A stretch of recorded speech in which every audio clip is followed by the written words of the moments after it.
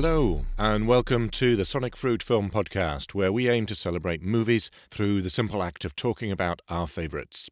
I'm Bennet Maples, and today I'm joined by the irrepressible Imogen Church, actress and voice artist, and by the vivacious Carl Cole, accomplished composer whose credits include this very berry. In this episode, we're discussing Eternal Sunshine of the Spotless Mind, which was not a dramatisation of the 60s Vim commercials as we'd expected, but is, it turns out, a cracking movie. So let's talk about Eternal Sunshine of the Spotless Mind, a film which I don't understand, but I absolutely love anyway. I did watch this one because I knew we were going to be talking about it, and I did sit all the way through it thinking, I don't know how to talk about this. This is too clever or just too detailed. There's so much going on. That's the thing that I think really... I'd remembered that. I think even if you'd asked me to talk about it without having rewatched it, that's the thing I would have said. The creativity in it. It's the stuff of film studies courses. Absolutely. But it works. Decades Whereas there's a lot of films like that where you just go, oh, look, there's an image within an image, or they're looking at themselves, or, they can hear that, but they're actually doing this, and it's just for the sake of it. Yeah. This is, I guess because it's Kaufman, it's the perfect coming together, really, of script and director, isn't it? Well, yeah, because, I mean, any existentialist territory you step onto is potentially fraught with pretension. Yes. Yeah, just terrible pretension. And I think if you're going to attempt something like that, you have to be really clever. I mean, to make it work. You've really got to understand. What struck me watching it again is how the movie jumps about. And as a viewer, on a first viewing, it's so easy to... I can imagine it's very easy to get lost. I know the film really well because I've watched it a lot. But actually, having watched it, I go, I know where they are. Because you know, because the colour of her hair. I was going to say, genius move on the colour of the Isn't hair. It a great you kind go, of she's got device. The blue and the roots. Okay. Yeah. And so you can tell, in terms of a timeline, where you are because of the colour of her hair. But I don't know if I picked that up first time I watched it. I was about to say the same thing. Although I saw it and thought exactly the same thing. I thought that's a really clever device, and it's very clear what's going on. I actually remember the first time I watched the film getting to the end and realising that I could have been keeping track like that, but I hadn't been. And the reason is because she says very early on, I change the colour of my hair all the time. So actually, you're not sure whether, is it just changing between blue and orange because that's what she's doing, or are we now in... Yeah, I mean, you've got to be watching the hair, because there are details such as how low are the roots. It's not just pure blue or pure orange. Okay. It's blue with roots. Or you know what I mean? Yeah, so you've really got to be paying attention to the hair for it to work, because that's a really good point. And in theory, maybe even that doesn't work because I change it all the time. I mean, maybe that was a deliberate choice in order to leave an out for, well, is it? Are you? Is she? But I guess when the penny drops, there's quite a reward as a film viewer. You all of a sudden a lot makes sense the minute you understand. Oh, actually, the beginning of the film is. Yeah, absolutely. And I mean, I started saying I don't understand it. I'm sure there's lots of levels on which Kaufman has written psychological subtleties that completely pass me by. But actually, I still find it very rewarding for the fact that you do follow it. It's so brilliantly made, despite all the extraordinary layers and convolutions that are in it. But it again, is still that's made. why you can watch it again and again and again. Absolutely, so that you can get and more eventually go, oh my God, I didn't even notice that. And I feel like this particular film taps into a very, very unique emotion that many films don't. And it really epitomises melancholy, this film, for me. It's so sad. It's a tragic love story that actually has a very optimistic ending. And I think that in itself is a very... I was going to ask that because when I rewatched it, my wife said, "Oh no, I'll watch that again," but I do find it very sad. And I thought, actually, that's interesting because I don't think I did the first time I watched it, but I understand because there is a very kind of melancholic feel to the music, and there's a sort of look to it, and obviously the characters are fairly unhappy with their lives.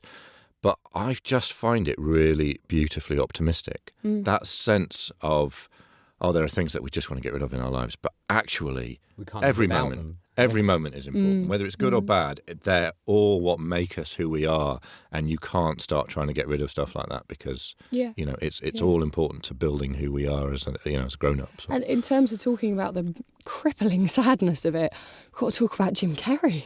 Yeah, what a performance. I mean, he's utterly incredible. Coming off of the back of being essentially a comedic actor and only a character known for Ace Ventura and The Mask. All of a sudden, he delivers this performance where he still has. You can see there's a scene It where started with Truman Show, I think, didn't it? right at the beginning, the Truman Show is another wonderful film. Maybe another time we'll talk about that. Yeah, it's quite characterful though, still, isn't it? You can still see that that's the guy who was Ace Ventura. There's still quite a lot of. There's a scene at the beginning where he decides not to go to work. And he just decides very impulsively to go and catch a train out to the wilderness, which is very obviously pivotal to the plot. Yeah. But it's his run.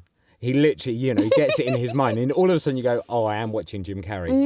That's Jim Carrey's run right there, bandy legs and all. He's just going. Well, the bit that I'd forgotten about as well, which is also very Jim Carrey, is when he goes back into his mind, when he's trying to lose himself in memories that they won't find him in, he becomes a child. And that's a very, I love that. Then you go, okay, well, that's that's why they started thinking maybe he was the guy for the role. Because I mean, one of the things I think you think when you're watching it is he's brilliant, but who thought to cast him? I know. Who actually? But actually, I did think at that moment. I'll look up the casting director when he smooth. Yeah, when he becomes his younger self. Gene McCarthy. Thank you. Yeah, good old Gene. Because he is astonishing, but it supports my most people's long-held theory that comedy always stems from tragedy, and it does. Yeah. And this is why comedians quite often make really messed up, really good actors. If they have enough insight, if they're brave enough to kind of tap into that. I mean, it's after Playwright, I think it has the highest incidences of severe depression as a profession, for a reason. Yeah, I was impressed and surprised by how funny it was. Actually, there were a lot of, and again, I guess that's maybe where he was a great choice because there's a lot of just little thrown away comments and references, sort of knowing references to how crazy it is that we're in a world that's watching itself within another world. Yeah. That because it's him somehow, I think it it's allowed to be funny. Yeah. But other interesting casting choices, Gene, I'm talking to you. Elijah Wood. Yeah. Starting to see him. Frodo himself is. Yeah. Frodo himself. Actually, a very unlikable character. Yeah. Incredibly. Making interesting choices. Yeah. And going, actually, I've done the massive Hollywood. He actually owns his own record label now. So really? He's a muso as well. Excellent. But yeah, it's nice to see him actively making choices that will get him away from the place he'd been put. Yeah. And from all that success and just taking it down and making really stereotypical choices for himself because he's become this brand. I think the cast generally, Kate Winslet, we just kind of assume can be extraordinary and can inhabit roles of bizarre extremes, but I don't question her in this film at all. Yeah. And it's pretty far from the Kate Winslet you see if she's an interview. Yeah. Again, and she was nominated for that anyway. Yeah, absolutely. Not an obvious choice. I wouldn't have thought in terms of casting at all. But she. So maybe again a great performance, and it's the characters and it's the actors that really carry this film. Obviously, it's a wonderful plot, it's a wonderful script, but the characters really carry it. Mark Ruffalo is the technician as well. Yeah. Wow, what a great. Completely forgotten it was him. What a great and actor. because it's un-Ruffalo. Yeah, it's very un-Ruffalo. There's one for the It's new dictionary. But again, I'm just, going back to Jim. We're talking about it, the cast carrying it and the characters and the portrayals, and also the crippling sadness, but the ultimate positivity. To be able to play a role that's that sad and that miserable and yet still find shades of light in it is so hard. And most people can't do it because most people can either do comedy or they can do drama. And if they do drama, it's incredibly felt and serious, and they can cry like if you'd had a dramatic actor in this film, it would have been. It could have been very emotional, but it could have been awful. I mean, it would have been miserable. Right. It would have been an essay in miserablism, and I don't know that would work from an existentialist point of view because it would just. Well, it would be in the vein of let's just all top ourselves. It wouldn't. Well, it would also. I think it would topple the pretension. Yes. I think we'd be over that pinnacle. Yeah. I think it is Jim Carrey that keeps it as a watchable, entertaining, fun film that has all these layers rather than being just pretentious. Even his face in it. I have images of his face in the film. He's such an expressive face, obviously, which plays into it. But just the set of his jowls are just depressed. Yeah. And so the fact that he can still find those moments to pick it up and make us kind of go, oh, yeah, there kind of is, we can do that, or there is hope for that, or, yeah, it just, amazing. Well, I think the best thing I've seen him do. The theme running through the movie is that, what I love about it is that it's what real life is like. It's a love story, but it's that love is difficult and that love doesn't. It's not You've Got Mail or like a traditional rom-com. That's it. That's another episode as well. But it's that love can be very difficult and it's a bumpy ride, and I love that about it, because that then makes me relate to the characters a lot more. It is optimistic and it is sad and melancholy as well, but it's also very grounded. Kate Winslet is a very believable character because she has some significant flaws, as does Jim Carrey's character as well. And again, she's quite extreme though. I mean, he's just a little bit pathetic, isn't he? But I mean, she is nuts. She's really messed up. I think we probably all know. We've all met her. When we were talking about Kate Winslet I've probably been her at some point. When we talked about Kate Winslet earlier, your face was doing something that suggested to me that you have thoughts about Kate Winslet. So before we leave the casting, what's your acting perspective on Kate? Well, it's a larger picture, because in this I think she's brilliant. Yeah. I think she's fantastic in this. And when she got that nomination for it, I was like, oh, nice to see a nomination for not being paraplegic. You know, that joke she makes in Extras, in which she's brilliant as well, which says, oh, you got to play a cripple. I just feel she's lost her way. Okay. But that's for another day. Fair enough. Did you like her in Titanic? Sorry, am I putting you on the spot?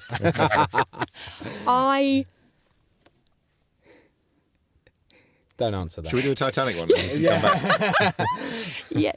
We'll give Imogen a few gins and then do Titanic. I'd love for us to do Titanic. That would be fantastic. Oh, Billy Zane, where's he? Yeah. Okay, keep listening. We'll do a Titanic podcast. Sorry. Music on this one. Yeah. I remembered it very much I thought for the music, but I'm remembering the songs. I mean, it's a great choice of songs. It's a painfully cool soundtrack, isn't it? There's a lot of Beck and all those people that you really should have if you're a kind of hit New York Beck filmmaker. Klaxons cover. I'm trying to think of the name of the song. Come on, Imogen, quick. Oh God, I've gone on to Michel Everybody's Got a Love Gondry. Sometime. Is that it? Yeah. I don't know what the title is. But yeah, I mean, the original song is lovely, and Beck does a really soulful, very raw version, and actually sings it ever so slightly out of tune, which is very like nice. that. Actually, but it just feels very real, and you've got Mr. Blue Sky as well, which actually I never liked that song until I saw it in this film. And now I love that song. It's genuinely, I listen to it in awe as how well constructed a song that really is. So what's in the score of this? Because I have to say, again, I probably wouldn't have remembered the score. Okay, so this is John Bryan, who I first kind of cropped up on my radar when he produced a Fiona Apple album called When the Pawn, which I bought on the strength of the production. Not the kind of thing, being that I'm traditionally from a rock and metal background, not the kind of thing I'd generally be into, because it's quite jazzy, but it was just wonderful. The instrumentation is stunning, and this is John Bryan's trademark. I mean, his use of instrumentation is unlike anyone else that's in that LA circuit at the minute. And so to talk about that, I mean, he uses a lot of vintage instruments. He does a lot of plays detuned pianos or old pianos. He doesn't do it. Not everything is crisp and clean. And I think in regards to this film, the music is just amazing for the fact that there's a main theme that comes up. I've even heard it on a banking advert as well. They've used it, which shows you in a way. The score in general is quite uplifting and quite quirky, which set against the backdrop of this very sad love story is quite refreshing. And I don't think any other composer would have played it this way. And I think that if another composer had come to it, it could so easily slip into being quite a depressing film. More depressing perhaps than it is for some people, but the score really helps lift it a few notches in places. Because there's a scene in it where they're in the marketplace and they start having a row. And actually he plays this incredibly quirky pizzicato strings motif that just lifts it almost into a comedy. And so he does a great job of juxtaposing the action on screen with the music. That being said, it's quite a difficult score because there's certain cues that get reused again and again and again. So actually how much of the action... But that kind of suits the film, doesn't it? There's a lot of Exactly, yeah. And so it's just a very interesting one because it is the fact that you'll have one main theme that will actually come back identically later on. And I don't know if this is a conscious choice because of the nature of the film and the content being about retreading old memories and things like that, or whether it was just a studio decision to reuse certain cues rather than others. We know Michel Gondry's got a history with music. He started with music videos and things, doesn't he? He's quite a big MTV generation. So. Oh, yeah, he's done that. So yeah, I would imagine it's very much a conscious thing. I would think he was probably very hands-on with what the music did. With the way John Bryan approaches it, he uses things like mellotron, which is an instrument that plays little bits of tape. It's like an original sampler, and he uses that quite a lot. I think there's some vinyl recordings of acoustic guitars that have been tuned down as well. Loads of fascinating sounds in the score that other composers just don't really do that stuff. Again, possibly down to time constraints and the kind of the presumption about what a score for a film should be. And I think John Bryan really bucks that trend. Different background in terms of an awful lot of composers are coming from a very musical compositional background, whereas John Bryan's much more of a producer, isn't he? He's very so presumably he's got a history in the studio playing with sound and even down to the it doesn't sound like a lot of these instruments have been recorded on a scoring stage. They sound very dry, very raw, and in turn that makes them feel a little edgier and a little bit more emotional, and it helps add to that quirky sound as well. Lots of use of woodwinds, but singular woodwinds, not whole groups, and I think that's a very nice touch as well. Probably makes it more relatable as well, I would say. It makes it feel less epic, which is lovely, but it makes it feel more real. And as you were saying, as though you could identify with it and go, God, yeah, love is a bit shit, isn't it? Yeah. Whereas those big epic scores, they're wonderful for escapism, but they kind of block you off in a way. Yeah. And I guess that's the contradiction within this film, because it is essentially a science fiction film as well. Yeah. We're talking about, the ability to erase certain memories in people's brains, and we're not there yet. So I guess in a way and I think that's a very tricky one, isn't it? Ultimately, the film is it's a love story, but it's set in a near future, I guess, or an alternative reality where this technology. I think it's very much a Charlie Kaufman kind of reality. I think everything that he inside is Kaufman's somehow, head. Yeah. But I can't gush enough about John Bryan's work. I mean, I genuinely love his approach and the fact that he is doing things that other people aren't at the minute. And I look forward to hearing more because he's getting more into... Well, that struck me really about the visuals as well. So I think everything that you've just been saying, I was thinking that really sits well with what Gondry's doing visually. Because one of the things that I thought was really interesting is watching in-camera effects. There's so many kind of visual quirks and things. They're so subtle. Yeah. And so well done. Absolutely.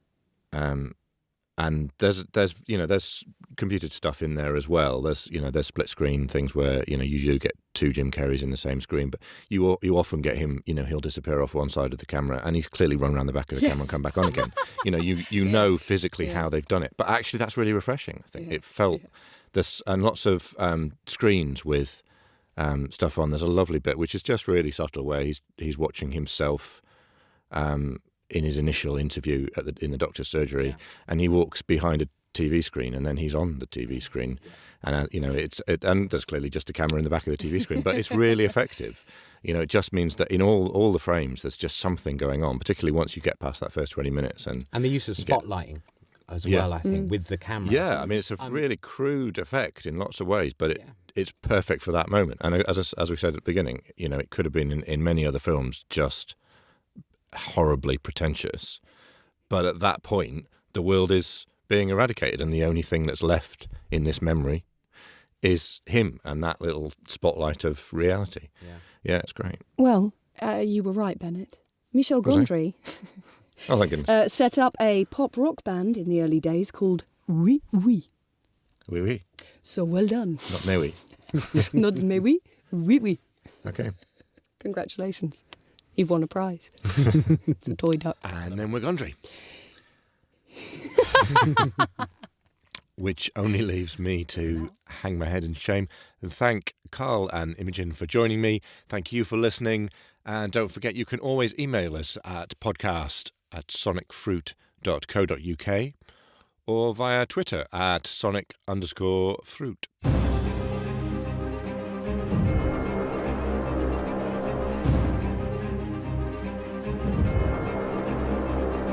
The Sonic Fruit Film Podcast is produced by Sonic Fruit with music by Carl Cole and engineering by Jake Kenny and Jordan Brett. For more information, check out sonicfruit.co.uk.